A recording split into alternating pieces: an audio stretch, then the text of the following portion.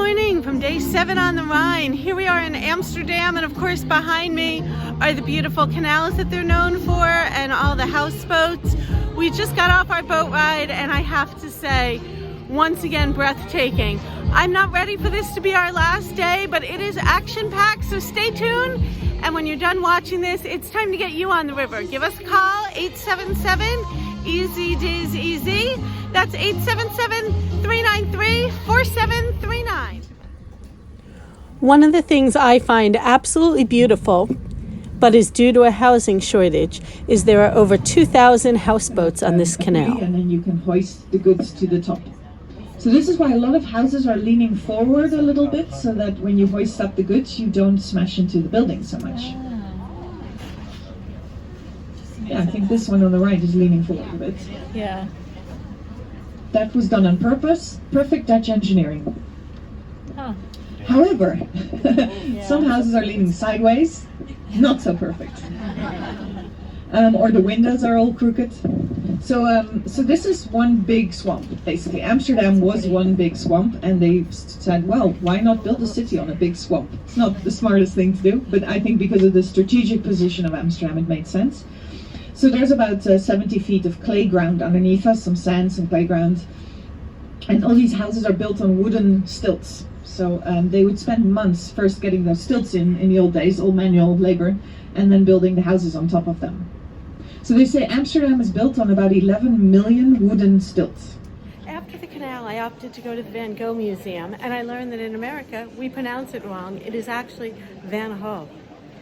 There is no photography allowed except here by this wall of the sunflowers, but I'll share with you some other facts about it. Well, we had a private guide explaining all of the paintings to us, as well as Rembrandt's history and little subtleties, like which paintings were signed by him showed how much he thought of his own work. We also learned more that his paintings are only signed as Vincent, simple and first name, mostly because he didn't believe people could pronounce Van Gogh. Now we're going to head over to the canal boats where we ourselves will get a chance to be artists. Pictures of you as we float through the canals. And just so you know, it's currently 12:04, and we will be docking at 12:45. Oh, great. So we have about 40 minutes to create a masterpiece. And you know what? If any group can do it, it's you. It's you. I have all the faith in you. And I don't trust people very easily, so you guys, this is a big honor. So please, relax, paint away. As we float down the canal in an experience that can only be made possible by Disney, Van Gogh's words resonate in us. Even somebody like me, with no artistic talent, took in the beauty of the canals and the inspiration of Van Gogh and created a masterpiece. It's midday on day 7, and they want this last day to be jam-packed. We're in Zanteschan. Yes, those are windmills behind me. We're going to go for a windmill tour, clog making, and then a special treat. We've got some tulip liqueur to try. Come along. We were able to head over to the windmill, watch it work, and climb the 2 stories to make it outside. This windmill powered the chalk manufacturing machinery. It was interesting to learn all about how they truly are at the mercy of the weather.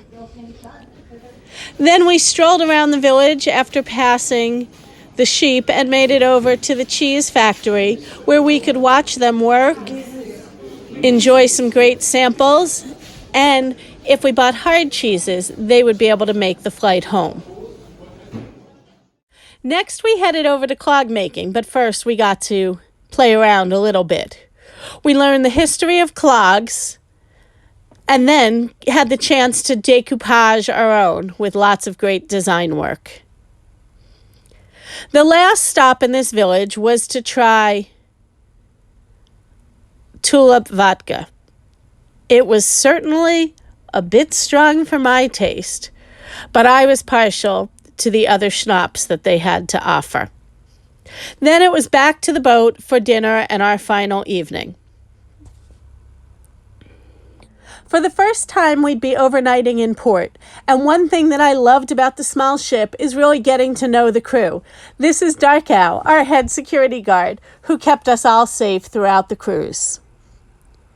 The other great thing about porting overnight is we got to be outside and see how beautiful the Amamora looks all lit up at night. I'm sad to say this week has simply flown by. It was filled with breathtaking, memorable moments, and I hope to have the opportunity to be back on board soon.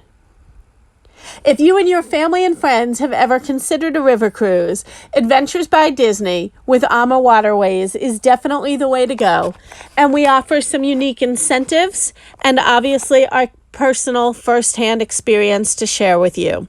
Give us a call at 877-EASY-DIZ-EASY. That's 877-393-4739, and it'll be time for you to start to make memories of a lifetime.